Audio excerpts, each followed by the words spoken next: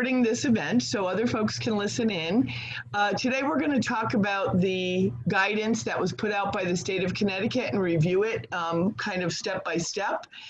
I'm Jane Hampton. I'm with the Connecticut Parent Advocacy Center, and I'm currently the acting executive director. And with me today, I have two staff people. If you guys want to introduce yourselves. Keo. Hi, good morning. My name is Keo. And I'm Beth Reel. I'm the acting assistant director, not Jane. Although you could be both if you want. No, just kidding. No, thank you. Good morning, everybody. We're really happy to be here. Hope you're all doing well. Hope everybody is well. And we're going to talk about what the Bureau put out on March 24th for guidance for districts to understand what their responsibilities and families' responsibilities are during this pandemic. There are three critical areas that we're going to talk about, and equity is one of the most important, the access and equity for these educational opportunities. We're also going to talk about communication with families regarding such opportunities and implementation of the opportunities related to certain federal special education procedural requirements.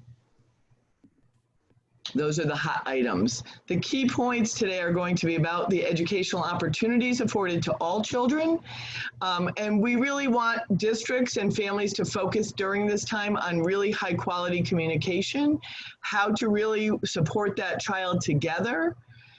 There's a lot of questions in Connecticut about what will happen with PPTs, so we're going to talk about that a little bit. And what about the timelines? You know, where are we with timelines? And the state addresses that in their guidance. And then we're going to talk about our next steps.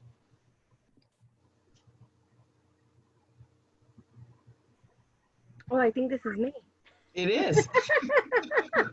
Sorry, I don't see the number on the slides. So this is specific to the schools being closed. So the Center for Disease Control put out guidance that would suggest that there would be an extension of the period of time that schools are going to be closed. And given the extension, the Bureau of Special Education put out guidance for educators in regards of the implementation of the continued education opportunities that they're offering specific to special education. So the idea is that when they say that, what does that really mean? And part of the educational opportunities, according to IDEA, does not specifically address a situation like the one that we're in specific to the pandemic and COVID-19. So the idea is that school districts would be focusing on providing continued education opportunities for all students. Hold on, I have to let someone in. The circumstances may affect how special education and related services are provided. And it's important for families to know that districts may not be able to provide all of the services in the same manner that they were getting them before. However, the law does allow for flexibility in determining how those needs are going to be met. Keo, do you want to talk about that for a minute? What are you seeing every day, or Beth, about that flexibility in meeting those students' needs? We're talking to parents who have all kinds of different things happening in their life. Anybody have some examples of the differences? So I'm seeing some families that are getting packets, and then other families that are solely working on online platforms. So Yeah. it's the difference between paper and online, right? What else do you see? I still have a few families that say that they have not been contacted by the special education department, or they were contacted at first and then they haven't really heard anything. I know that some teachers are also experiencing challenges with getting information to their students because they have family members at home, they have children at home. There have been, there are a variety of stories. There are students that can't access the information online, and so everything is online and they either don't have the technology, can't access the technology, or it's not appropriate for them to learn online. So it's really a spectrum of whether or not families have heard from the school districts, what kinds of supports or what kinds of opportunities are being provided, and whether or not the families and students can access the information. And we're hearing that families and districts are all over the place with this. So there are different things happening, but it's different in every community. Absolutely. And I think that's important because someone, especially when I do my Spanish calls, families share their different experiences, and then families are wondering why my district is not doing the same. Yeah. Right. And that's why we do these presentations, is so families know what the state's expectations are. And then families might feel more comfortable reaching out to their district or their own child's teacher and saying, hey, we're supposed to be getting some ongoing educational opportunities. What can we put together for my kid if nothing is happening for them? Yeah. Absolutely.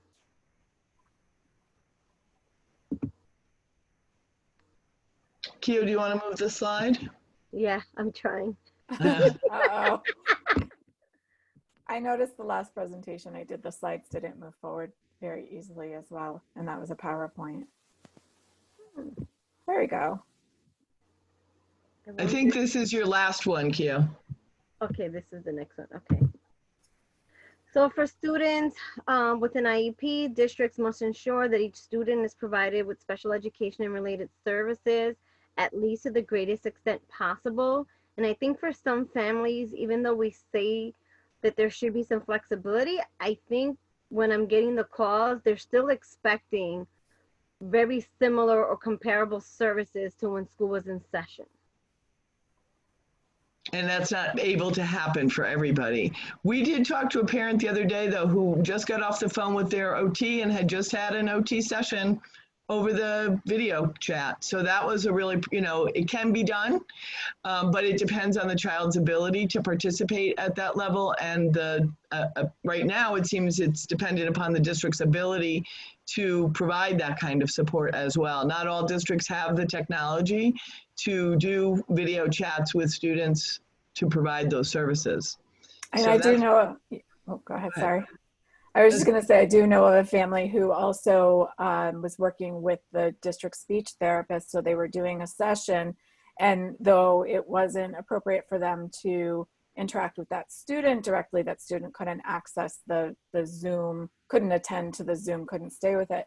That speech therapist was working with the family to offer suggestions so that the family could, support that student in learning and continuing some practice in that way at home. It's very reminiscent to me of Birth to Three and their coaching, where they help a family understand how to do this repeatedly throughout the day and the week. So it's not just a 20-minute session, but that child can repeat those practices all week long. And my son is 30, but when he was 2, I remember that being such a valuable thing for me to know how to practice it with him. So there's a lot of value for families learning this because they can do it. We have families that ask us all the time, how can I find out what the school is doing so I can reinforce it at home? This is a great opportunity to learn that so you can reinforce that learning at home. Absolutely. Yeah, that's a great point, Jane. So one of the struggles that I've also seen with the families that are getting some service, the other related services like OT and speech, it's their expectation of how it's being delivered, that even though it's a online option, they're still expecting that person to work directly with the child instead of working with the parent. And I'm guessing it's based on the level of need of the child, not necessarily their preference, but this mom in particular, the daughter, I'm sorry, is nonverbal. So the therapist is really working more with mom, and it's more of a coaching model than anything else. Yes. Right. Yeah, definitely.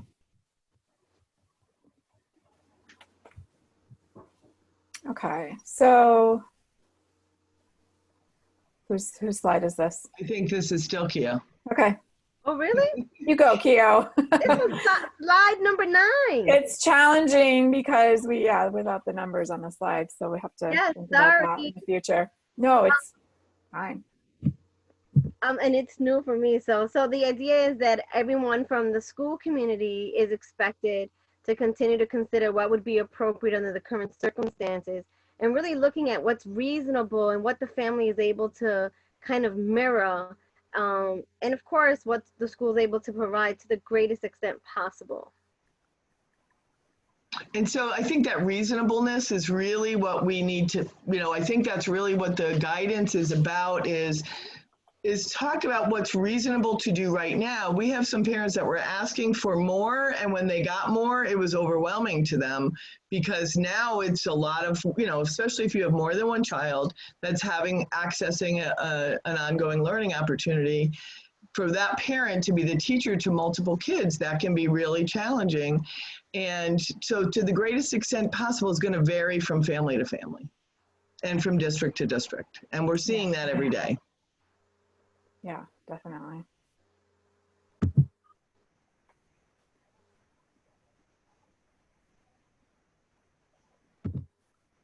All right. Is it not working again, Carol? Oh, there you go. Got it. There you go. So in the guidance from the Bureau of Special Education, it was recommended that the school district stay in communication with families. So frequently communicate, talk to them about what is going on in the district, what the plan is. Just keep families informed, even if, I think on the next slide it says, even if a district doesn't know exactly what's going to happen. And now that we're several weeks into this, we're hoping that districts are really starting to have a better plan as to how we're going to educate students with disabilities to the greatest extent possible. But even if those plans are still being formulated, keeping families informed is the recommendation from the State Department. It's the recommendation from CPAC. It's the best way to let families know that you're thinking about them. So families are not getting upset and angry and not knowing what to do, keeping the lines of communication open, even when we're not in this time of, national pandemic of COVID-19, just to have constant or consistent communication and develop those relationships is really important. We're still a team. The PPT, the T stands for team. So we are still working as a team to educate children as much as we possibly can. And then, emphasize the consistency as well. I feel like families may have gotten probably more information at the beginning, or maybe they weren't getting enough information at the beginning, and then it's probably now staggering off, or maybe it's not the right form of communication for the family, so it's not their preferred method. Maybe they're emailing instead of calling or texting. So trying to really help the family identify what's the best mode of communication. Yeah, I think that's, go ahead, Jane. The Sorry. other thing I think we want to talk about is two-way communication. It's not just the district telling the parents what they're doing and what their plan is, but also asking the parents what's working, what's not working, and what do you need? Yeah. Because everybody's in a very different place. Some people are able to sit down and do a 8 a.m. to 12 p.m. class and have 4 hours of focused academics, and some people are not. And so that really requires a conversation. Absolutely. So that's a really important point, to find out the way that families prefer to communicate, because email is not always the preferred communication for all families. And we need to think outside of that. And then also, I think it's important to say to families as well, communicate with your school, because I do know some school staff that have been actively trying to reach out to some families and received no response at all. And I do know that there was a specific situation with a teacher, a special education teacher that I know. And when she finally did reach out to that family had a death in the family just within this time period. And they were trying to figure out how to manage everything they had going on within the family, also having their child with a significant disability at home, and how to navigate all of this. So doing that schoolwork was just not something that was in the forefront of their life at this time. And had the teacher known that, she could have either supported them in a different way, or now that she does know that, she is supporting them in a different way. But letting schools know where you're at as well is important. I was gonna say also maybe families have changed their emails or phone numbers. Maybe that's not working. So even correspondence, if they're not getting a response. Putting something in the mail. Yeah. Absolutely. Also, we have to talk about communication with families who are not English speakers, and who is communicating with that family in that district that is a speaker of their language or able to communicate effectively with that family. That's a critical piece to consider as well. Definitely. Absolutely. Yeah. So at this point we're on our third week out now, fourth week, school districts. For New Haven. So yeah, some of our 4 weeks. So at this point, families, if you have not heard a single thing from your school district and you have not reached out to them, please do. If you don't know who to call, please reach out to CPAC. We'll have all of our information on the last slide on how to contact us. Sometimes it's hard to find the telephone numbers for the directors of special education. If you don't have access to the internet, you may not be seeing this. But you know, let people know if you're a family that does have access to the internet, but you know others that do not, give them our phone number and we can help families find the information that they need to contact the right people in their district. Absolutely. And then this slide we've already talked about. So yeah, it just says everything that we just said. Okay.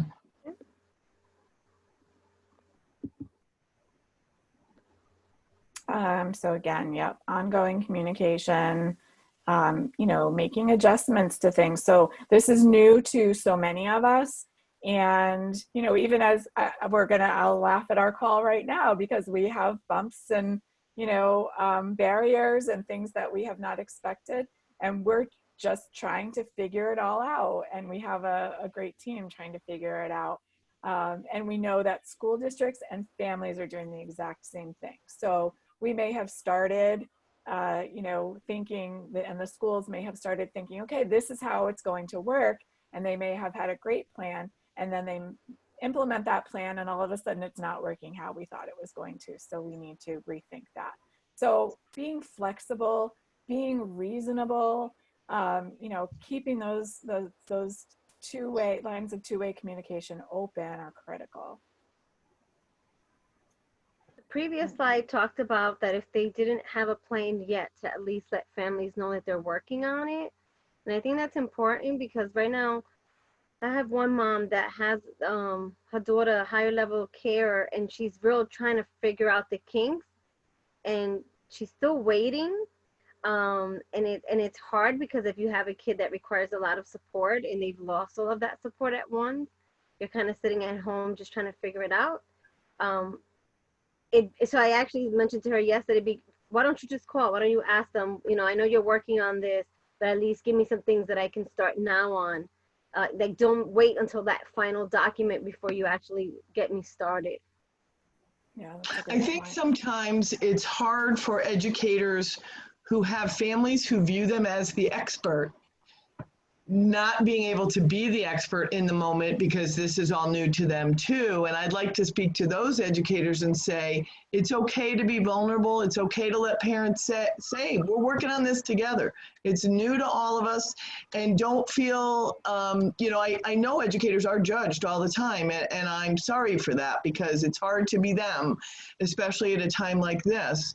And so there's a lot of fear that parents are going to yell at them because they're not doing it right, or where have you been all along? I'm sorry that that does happen, but I hope that teachers are able to not take it too personally and understand that the family is, they yell at us sometimes too because they're stressed and they're unhappy and life is very difficult. We understand that because we live their lives. So when they yell at me, I don't take it personally. They're not yelling at me. They're yelling because life is hard. And so I hope that educators can allow themselves to be vulnerable and let parents see you are not perfect in every way, and it's okay. It's okay to not be perfect, and let the families who are very upset roll off your back, because it's not really about you. And it's just nice to be understood when life is very hard. I'm home right now with a 30-year-old with autism and intellectual disability, and it's 24/7. It's not easy, and he's not even in school, but his supports are curtailed right now as well, and it's very stressful. So people need to understand we need that connection. We need his adult services providers are calling our house and talking to him to keep that connection active. That's really what we're talking about. I want to touch on that next bullet about allowing parents and students to have a voice in the process. I think right now families are just waiting for the school to give stuff. So I am encouraging parents, if they've done stuff at home that works, to kind of highlight that and share that with the school. Because sometimes they know their kid better than the school, and they may come up with their own suggestions that can be part of this extended educational opportunity. Absolutely. Good idea. Good point. And as always, students can advocate for themselves as, you know, as to the greatest extent that they can. Students often know themselves better than anybody. And, you know, I think that we, as the person who does most of the transition to adult life work at CPAC, we often get involved and think about, you know, what we think as parents and what educators think, and we leave that student voice out of the process. So, you know, checking in with the students, what's working. You know, many of them navigate the technology much better than their parents, and some of them do not. And, you know, that's an individualized situation. We need to, you know, think about how they're accessing things. But if schools are having that avenue for families and students to provide them feedback, is an important way to tweak and change the plan and the programs. So this is me, PPTs and timeline requirements. One of the things that is really stressed in the guidance is that because these are continued educational opportunities, they're not required to be determined or documented within the IEP. So families that were initially looking for an IEP to document the changes during this program, it's clear in the guidance that because everyone's mode of instruction has changed, that this is not a specific change in placement for your child, because it's a change in placement for all children. So there does not need to be a PPT to change what the IEP says. We're still back to the slide we looked at before, that they have to maximize the child's opportunity to the maximum extent appropriate. And it should be based on the student's unique needs. Any IEP services should always be based on the student's unique needs. So OSIP, or OSERS, which is from the U.S. Department of Education, Office of Special Education and Rehabilitative Services, also gave some guidance. And so they said the same thing about the fact that we're all moved to online, virtual, ongoing learning opportunities, whatever we're going to call it, because they're all changed, we don't need to revise the IEP. However, if a parent or the school wishes to discuss the student's continued educational opportunity, there is flexibility without having to hold a PPT. So there's no reason why people can't talk to each other and say, this isn't working, what can we do differently? That's about the methodology, which isn't really documented in the IEP anyway. It's what is the child learning and what is the specific instruction about that is relevant. You ready for me to move on? I am. Okay. There are unique instances when a school district and a parent may agree that a PPT meeting is necessary. The guidance gives us some bullets of what to consider when determining if a PPT is necessary. We are hearing in Connecticut, some districts are saying, we're not holding a PPT at all. And that's not really what the guidance says. It says if it's necessary, you may hold a PPT, but the convening of groups is still not allowed. So it would have to be done using video or telephone to hold the meeting. So what do we consider when we decide, do we need a PPT? Well, the first question is, what is the purpose of the PPT and is it necessary?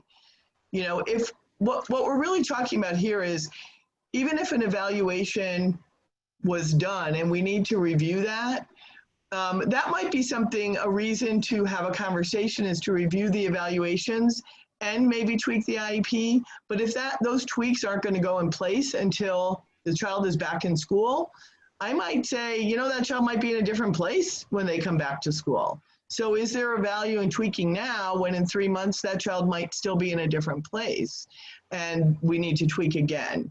So it's really, will holding the PPT affect the continued educational opportunities? Will it affect the student right now? If not, I think what the state is saying, it's not a priority. Let the teachers teach, let the administrators try to run what needs to be happening, and when it's relevant, then we should be holding the PPT. One of the questions they also asked is, will there be meaningful participation by all members? We have families who are absolutely feeling that they cannot meaningfully participate, so they might say, no, I cannot, and therefore, it's not really a very effective PPT without the parent's ability to participate. And privacy and confidentiality need to be a concern under the law. And so if the district does not have the means to hold a private and confidential PPT, I think they need to work on it. If there is a need to hold it, I think they need to find a way to ensure privacy and confidentiality if everyone agrees that there is a need to hold a PPT. There are means, people are holding PPTs in Connecticut right now. So there is a way to hold it that ensures privacy and confidentiality. But staff need to think about some of the things that we've heard is that teachers don't have a place to have these conversations where it would be private and confidential, and that's been challenging. And then the same for families when you have, you know, many people in a small home, to be able to focus on a conversation with all kinds of activity going on might not be something that families are able to do at this time. Absolutely. Absolutely. As for timelines and evaluations, any day school is closed, it is not counted as a school day for the 45-day initial eval. The state has indicated they have that due to this, the timeline is paused for initial evals. As far as reevaluations or triennial reviews go, there are a couple of options. Assuming that a face-to-face evaluation cannot take place right now, that the families can agree that a triennial reevaluation is not needed. That's always available to the team. If nobody thinks there's testing needed, they can always opt out. But when people do feel that testing is needed, they can agree to wait until the schools reopen to complete those evaluations. I don't think that we have to agree that it's not needed, because right now it's not going to be meaningful, but we really want to look at what information is needed.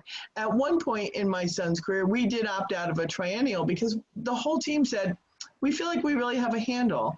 But he was probably early high school or late middle school when we made that decision, and he was just in a plateau, and we had good information. But the rest of the time, in all of his 21 years, we always had we had something needed for an eval, even if it was only one evaluation. So I want people to be conscious that you don't have to say, no, I don't need it. You can say, we can wait. I think that's a really important point. Anytime, even again, when we're not in a crisis situation, anytime we're talking about agreeing to not having the evaluation, the triennial evaluation, we really want to be thoughtful about the impact of not doing that evaluation. And again, because I work in the area of transition to adult life most of the time, that can be a time when waiving the evaluation is really not a good idea unless there's a specific situation to do that. So we encourage families to ask questions and to be really thoughtful about that. So we continue, if an annual review or reevaluation date is not met, district should hold the PPT once school resumes. I'm pretty sure that Brian has said that they can't prevent them getting dinged on their report card for the lack of compliance, but they just really want people to understand this is a time we need to consider priorities. And that right now that may just not be a priority to meet a timeline rather than address the child's needs. And the last point is, if the meeting date was missed and so the annual has come and gone, the current IEP remains in effect until the new IEP is developed. And that's really important for families to understand. It doesn't end, it's just extended.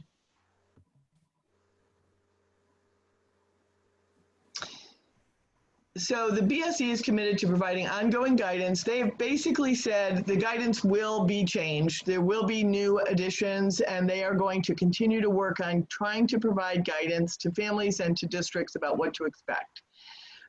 We do know that when schools come back, the federal government has said school districts should be prepared for the possibility and the need to individually assess the impact of students during this closure. And just to recap, I think, Beth, this is you. Yeah, that's okay. You can keep on going, Jane. You're on a roll. Yeah, so again, as Jane said, just to recap, frequent communication, two-way communication in... You went frozen for a minute. What's that? You were frozen for a minute. Oh, am I better now? Yes. Okay. So frequent communication, two-way communication in the manner that's best for families and for school district staff. Flexibility, you know, again, the IEP is not going to necessarily be implemented in the way it was when kids were going into the school building. And so having flexibility, having those conversations about what is working, what is not working, it goes back to frequent communication. Knowing what the educational opportunities are and documenting. We've said this a few times on different calls, and we are planning on having a call to discuss ways that families can document what is happening in the home, what things they have been doing, what's not working, what communication they have had with staff or not. So documentation is going to be something that is really important as we transition back into the traditional school building, school days. And considering the point of having a PPT, why are you having the PPT? Going through all of those questions. Later on today or tomorrow, we hope to be releasing a document that has the frequently asked questions from families, and it really outlines exactly what we've talked about here today. And so keep an eye out for that on social media, and we'll be getting that out to the districts as well. So our commitment as CPAC is to ensure that we're continuously providing resources and support to families. We do this, you know, year round through phone, email. However, we've definitely pushed up social media by now including the reach out calls that we're doing Tuesdays and Thursdays at 10 o'clock. And this is through the time of COVID. So it's a little different for us because this is not something we were doing before. So we appreciate this opportunity. We also started CPAC en Español via Facebook, and we have a Wednesday learning series at 4 o'clock. And then we also virtual support group in Spanish weekly, Monday through Friday at 1 o'clock. Thanks to Keo and Adriana. Yes. Thank you too. Absolutely. So if anyone has questions, this is our contact information, but CPAC's main number is listed as 860-739-3089, but feel free to email any one of us or call. Oh, and I see I added 2 R's to the end of your director, Beth. I'll fix both that. of us, yeah, both of us are directors. Director. Well, as we said, we're all learning, and this is part of that learning curve, and we will correct that. And so I hope folks will continue to chime in and sign up to view these. You can participate live. You're welcome to ask chats, send questions, and contact us as you need us. Absolutely. Great. Thanks for joining us, everyone. Thank you so much. Take And good be well. care.